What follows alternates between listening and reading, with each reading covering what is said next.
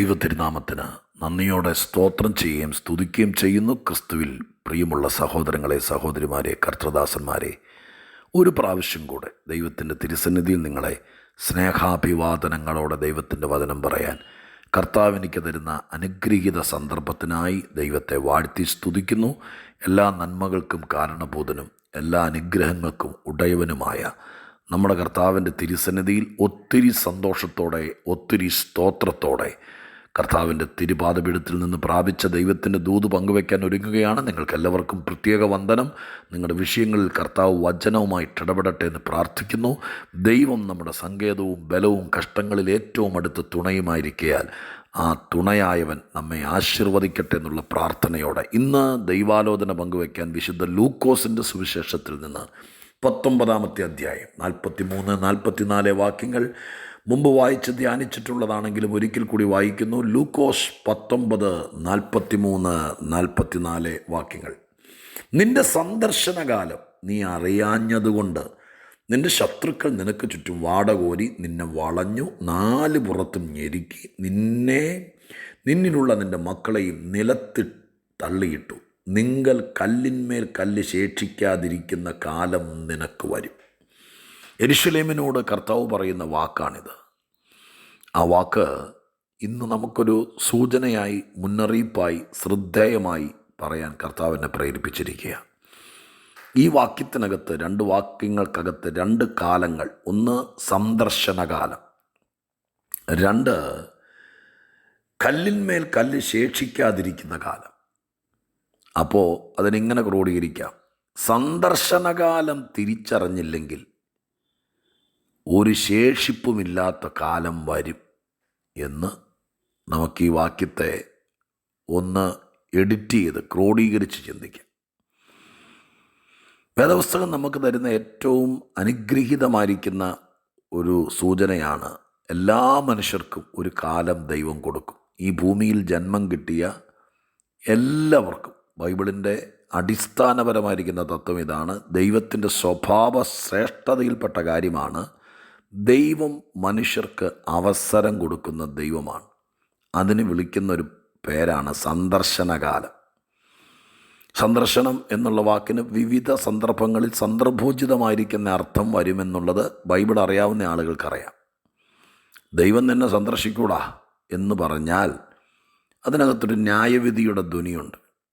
എന്നാൽ മറ്റു ചില ഭാഗത്ത് സന്തോഷത്തിൻ്റെ വേളകളിൽ ഭക്തന്മാർ പറഞ്ഞിട്ടുണ്ട്, യേശുക്രിസ്തു ഭൂമിയിൽ ജന്മം കൊള്ളുന്ന സമയം, യേശുക്രിസ്തുവിന് മുന്നോടിയായി യോഹന്നാൻ സ്നാപകനെ പ്രാർത്ഥനയുടെ മറുപടിയായി കൊടുക്കുന്ന സമയം, അന്നത്തെ കാലത്തെ ഭക്തന്മാരെല്ലാം ആത്മാവിൽ പറഞ്ഞിട്ടുണ്ട്, ഉയരത്തിൽ നിന്ന് ഉദയം നമ്മെ സന്ദർശിച്ചിരിക്കുന്നു. നമുക്ക് ഭയം കൂടാതെ ആരാധിക്കാൻ കഴിയുന്നൊരു കാലം വരികയാണ്. ഇപ്പോൾ സന്ദർശനം എന്ന വാക്ക് 2 വിധത്തിൽ വരാം. ചിലപ്പോൾ ന്യായവിധിയുടെ ധ്വനിയിലും ചിലപ്പോൾ അനുഗ്രഹത്തിൻ്റെ ധ്വനിയിലും. എന്താണെങ്കിലും ഞാൻ നിങ്ങളെ പരിശുദ്ധാത്മ പ്രേരിതനായിട്ട് ഓർപ്പിക്കാം. ഭൂമിയിൽ ഒരായുസ് കിട്ടിയ മനുഷ്യന് സ്വർഗത്തിലെ ദൈവത്തിൻ്റെ അവസരങ്ങൾ ദൈവം കൊടുക്കും. അതിനുപയോഗിക്കുന്നൊരു പദം കൂടിയാണ് സന്ദർശനകാലം.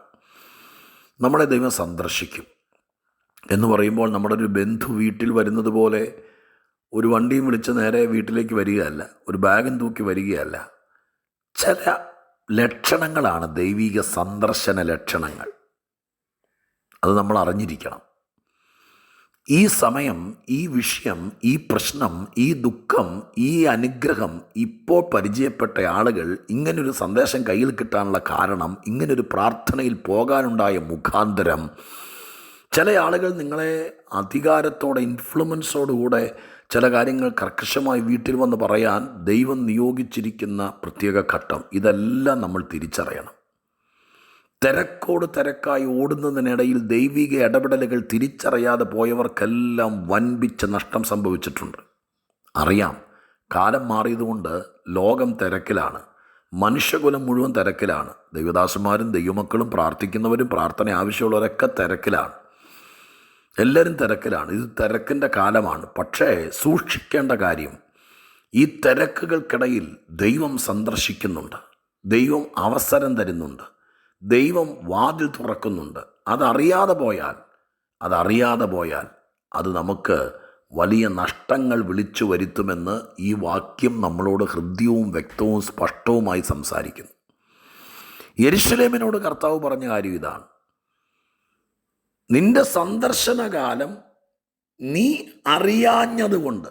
ഇവിടുത്തെ ഏറ്റവും പ്രധാനപ്പെട്ട അപകട കാരണം അറിയാതെ പോയി. എന്നെ കേൾക്കുന്ന പ്രിയപ്പെട്ടവരെ, അവസരങ്ങൾ അറിയാതെ പോയാൽ അപകടത്തിൽ ചെന്നയാടും. ഇതാ, ഈ വർഷാവസാന ദിവസമൊക്കെ സ്വർഗസ്ഥനായ ദൈവത്തിൻ്റെ ഒരുപാട് സാധ്യതകൾ എനിക്കും നിങ്ങൾക്കും ദൈവം തരുന്നുണ്ട്. ചില കാര്യങ്ങളൊക്കെ നടന്നത് കൃത്യമായ ദൈവത്തിൻ്റെ സന്ദർശനമാണ്. നിങ്ങൾ നശിപ്പിക്കാനല്ല, ചെത്തിയെടുത്ത്, കഴുകിയെടുത്ത്, വെടുപ്പാക്കിയെടുത്ത്, മാനിച്ച്, കൊത്തുപണി ചെയ്തെടുത്ത് മറ്റുള്ളവരുടെ നടുവിൽ മാനിക്കാൻ വേണ്ടിയിട്ട് ദൈവമായ കർത്താവ് തരുന്ന അവസരങ്ങളാണ് പലതും. പ്രിയരെ, അതറിയാതെ പോയാൽ അനർത്ഥമാണ്, അപകടമാണ്. എന്താണ് ഇവിടെ പറഞ്ഞിരിക്കുന്ന കാര്യം? നിന്റെ സന്ദർശനകാലം നീ അറിയാതെ പോയി. അതുകൊണ്ട് സംഭവിച്ച ഒത്തിരി കാര്യങ്ങൾ ഇടയ്ക്ക് എഴുതിയിട്ടുണ്ട്, പക്ഷെ അതൊന്നും പറയാൻ ആഗ്രഹിക്കുന്നില്ല. ഇതൊരു പ്രസംഗമല്ല, ഇതൊരു പ്രബോധനമാണ്, ഓർമ്മപ്പെടുത്തലാണ്. അവസരങ്ങൾ മുമ്പിലേക്ക് വലിച്ചിട്ട് തരുന്ന ഒരു 10 മിനിറ്റിൻ്റെ ലളിത സന്ദേശമാണിത്. അതുകൊണ്ട് പോയിൻ്റുകളൊന്നുമില്ല, ഞാൻ കാര്യം പറയാം. ഈ മാസം, ഈ ദിവസം ദൈവം ചില കാര്യങ്ങൾ നിങ്ങളെ, അതേ വാക്കുപയോഗിക്കാം, സന്ദർശനമായിട്ട് തരും. ഇന്ന് 22-ാം തീയതി കർത്താവിൻ്റെ സന്നിധിയിൽ ഇനി 5-10 ദിവസമോടെ കാണും. നിങ്ങൾ പ്രാർത്ഥിക്കുക. അവസരവുമായി കർത്താവ് വരും, ആരെങ്കിലും അയക്കും. അത് തട്ടിത്തെറിപ്പിക്കരുത്. ഞാൻ പറഞ്ഞിട്ടുള്ളതാണെങ്കിലും ശൗലിൻ്റെ വീട്ടിൽ, ഇപ്പോൾ ശൗല് യൂദയുടെ വീട്ടിലിരിക്കുമ്പോൾ, നമ്മുടെ പൗലോസ് ദമസ്കോസിലെ യൂദയുടെ വീട്ടിൽ പ്രാർത്ഥിച്ചിരിക്കുമ്പോൾ അവനെ തേടി അനന്യാസിനെ അയച്ചു. ഒരു സന്ദർശനമാണത്.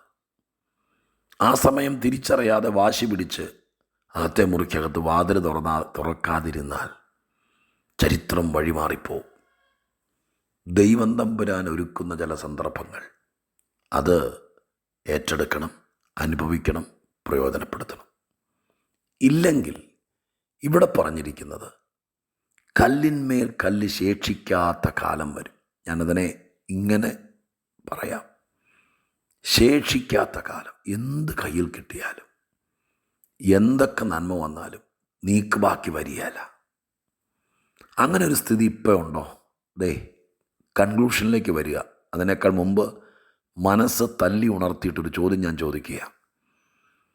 വരുമാനമില്ലാത്തത് കൊണ്ടല്ല, അധ്വാനിക്കാത്തത് കൊണ്ടല്ല, കഷ്ടപ്പെടാത്തത് കൊണ്ടല്ല, പക്ഷേ ഒന്നും ശേഷിക്കുന്നില്ല, നീക്ക് ബാക്കി വരുന്നില്ല, ഒന്നിനും തികയുന്നില്ല, എല്ലാം നഷ്ടം, എല്ലാം തകർച്ച.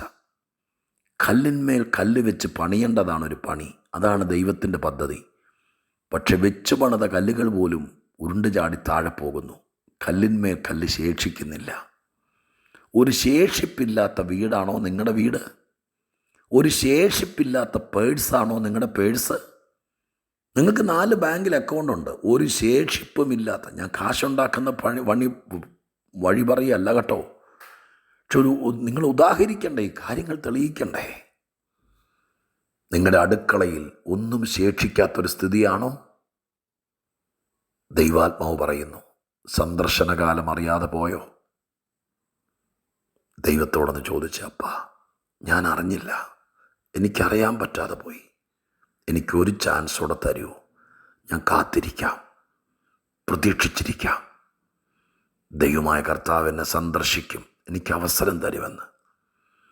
കർത്താവ് ഒരുക്കിയ അവസരങ്ങളായിരുന്നു പലതും, പക്ഷെ അത് പലതും എനിക്കറിയാൻ പറ്റാതെ പോയി. ഇതുപോലെ പറഞ്ഞു തരാൻ ആരുമില്ലാതെ പോയി. അതുകൊണ്ട് പല മുഖാന്തരങ്ങൾ കൈമോശം വന്നൊരാളാണ് ഞാൻ. അതുകൊണ്ട് എൻ്റെ കയ്യിലൊന്നും ശേഷിക്കുന്നില്ല, എല്ലാം ഞെരുക്കം, ശൂന്യം, കമ്മി. ഇനി എന്തു ചെയ്യും? ഒരു ചാൻസോടെ ദൈവം തരട്ടെ. സന്ദർശനകാലം തിരിച്ചറിയട്ടെ.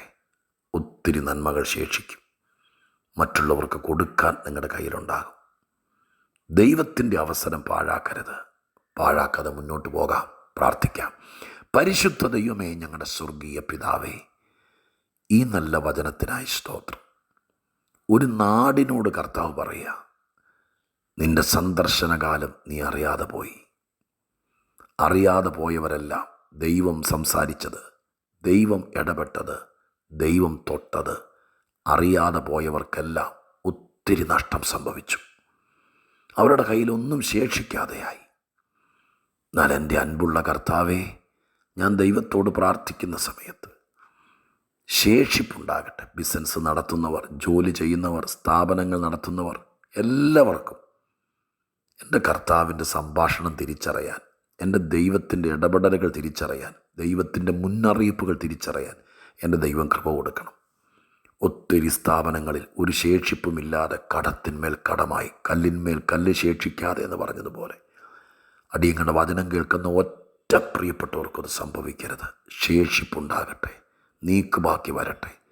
പേഴ്സിലും ബാങ്കിലും വീട്ടിലും കലവറയിലും അടുക്കളയിലും എല്ലാം ശേഷിപ്പുണ്ടാകട്ടെ. ശൂന്യമായ മനസ്സുമായിട്ട് ആരും നടക്കല്ലേ. എല്ലാവരും നിക്ഷേപങ്ങൾ ഹൃദയത്തിൽ സ്വരൂപിക്കട്ടെ. ദൈവം അത് ചെയ്യും. യേശുവിൻ്റെ നാമത്തിൽ പ്രാർത്ഥിക്കുന്നു, കേൾക്കണേ പിതാവേ. ആമേൻ.